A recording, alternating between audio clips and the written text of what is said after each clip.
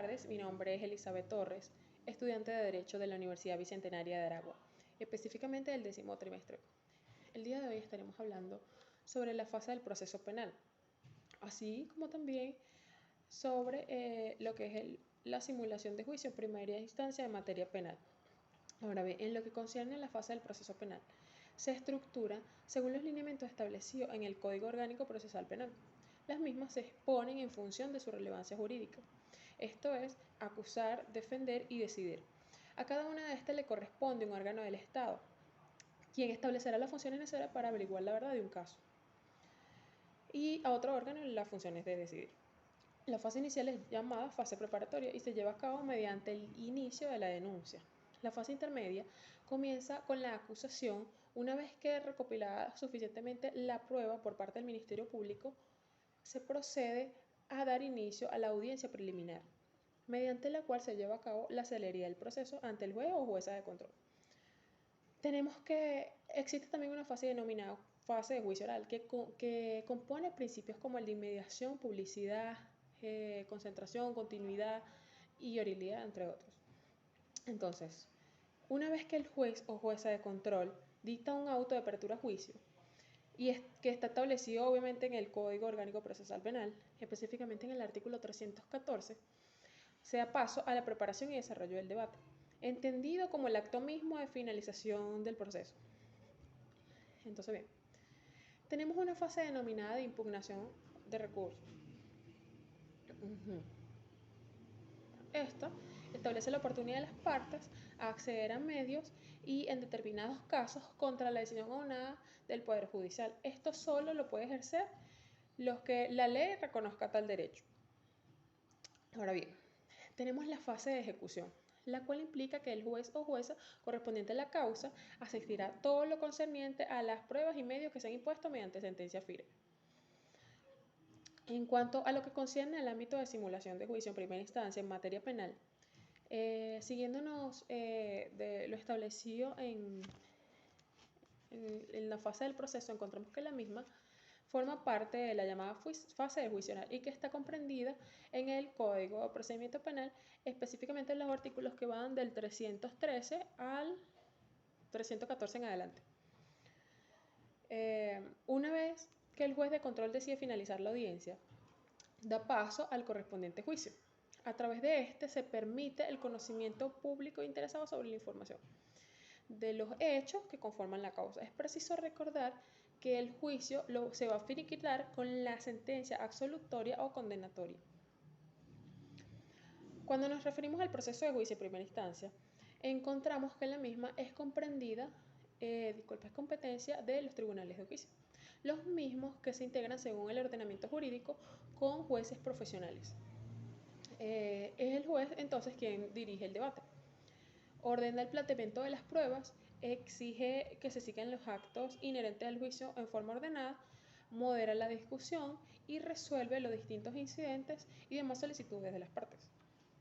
De igual forma, es quien impide que lo alegado por las partes se desvíe hacia los ámbitos que no forman parte del caso o incumben en temas que se refieren a otra materia. Otra de las labores que lleva a cabo el juez durante su estancia en el acto consiste en delimitar el tiempo de uso de la palabra para quienes intervengan en el juicio.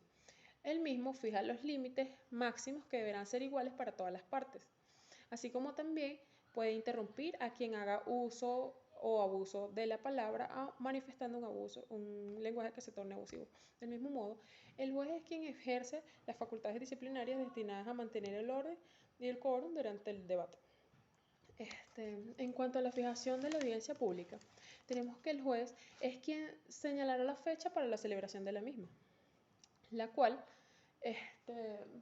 deberá tener lugar no antes de 10 días ni después de 15 días. Una vez fija la hora, del juez se constituirá en el lugar señalado para la audiencia. Se da paso entonces a la apertura del debate. Entonces se procede a verificar la presencia de las partes, expertos, intérpretes o los testigos que forman parte de la intervención del respectivo juicio. El juez declara abierto el debate.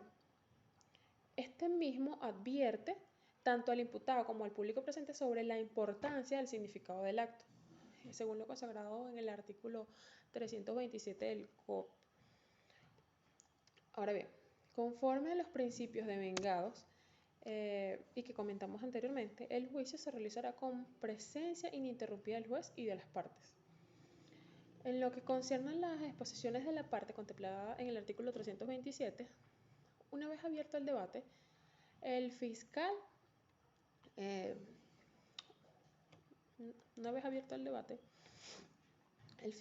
y el querellante expondrán en forma sucinta sus acusaciones y el defensor su defensa.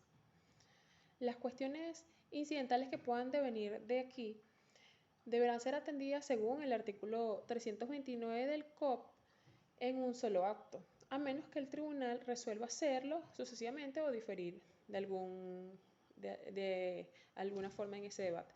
Pasando a la declaración diferida por el imputado, una vez finiquitada, el juez recibirá declaración al imputado, con las debidas formalidades previstas en el ordenamiento jurídico. El juez entonces expondrá brevemente el hecho que se le imputa e indicará que pueda abstenerse a declarar sin que su silencio perjudique el debate. El debate proseguirá aunque él mismo no declare. El juez, en su posición, consentirá que el imputado manifieste libremente cuanto tenga por conveniente la acusación, pudiendo éste ser interrogado posteriormente. En cuanto al imputado, podrá ser interrogado por el Ministerio Público, el querellante, el defensor y el tribunal, en este orden. Sin embargo, el imputado podrá abstenerse a declarar total o parcialmente según lo expresa el artículo 330, como hemos dicho anteriormente. Entonces, el imputado tendrá la garantía del poder hacer todas las declaraciones que considere pertinente. Esto siempre y cuando se refieran al objeto del debate. En cuanto a la recepción de las pruebas, estas son consignadas al juez y posterior a la declaración del imputado, y las mismas serán recibidas en el orden que vislumbra el COP. En cuanto a los expertos, dependerán directamente o responderán directamente a las preguntas que le formulen las partes o el tribunal, pudiendo esto consultar notas y dictámenes sin que la declaración pueda ser reemplazada por su lectura según lo estipula el artículo 337. Ahora bien, pasando a el testimonio de los testigos, serán llamados a declarar según convenga al juez. Podrán ser solicitados por la autoridad del juez también otros medios de prueba que también lo estipula el COP.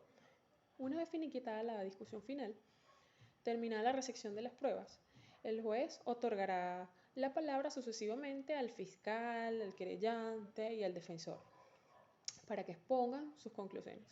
Seguidamente, se otorgará al fiscal y al defensor la posibilidad de replicar, solo en relación con las conclusiones formuladas por la parte contraria.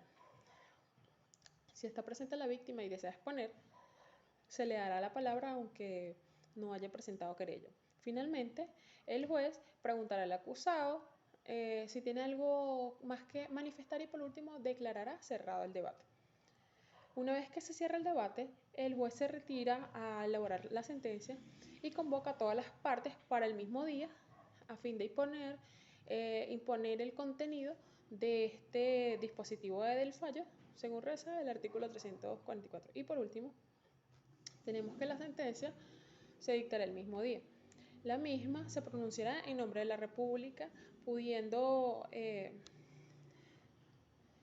contener todos los requisitos explícitos en el artículo 346 del COD, pudiendo ser esta de carácter absolutoria o condenatoria. Es todo, esperemos que le haya gustado. Muy buenas tardes.